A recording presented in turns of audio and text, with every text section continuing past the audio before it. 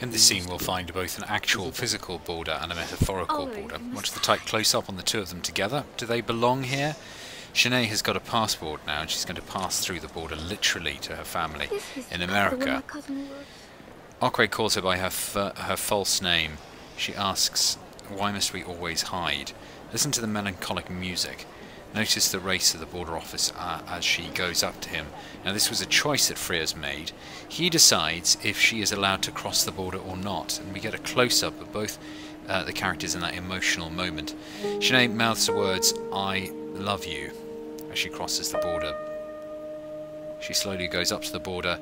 Look at the race of the people who are crossing the border, and notice the race of the person who is about to check her passport, who's allowing her to cross. Close-up of Okway. We get the close-up of the passport, worrying that it might not be allowed. Close-up of him, white, male. She looks back towards Okway. And now she's allowed to cross over this border. She's now allowed to belong to the group, the overclass, if you will. As we know, films are constructs. Notice now as she voices the words "I love you" from behind the border control, neither of them is actually able to voice those words properly. Now, as I was saying, we know films are constructs. Notice how the makers have decided to end the film in the same place that we began the film, where Okway was arriving, picking up passengers as a taxi driver with the wrong ID. Look at that shot, the long shot, as the sun rises up above Stansted. The same place that we began the film, but now look at the lighting. The lighting is much brighter, much warmer. We have reached a new equilibrium. Now Okway is putting money into the phone.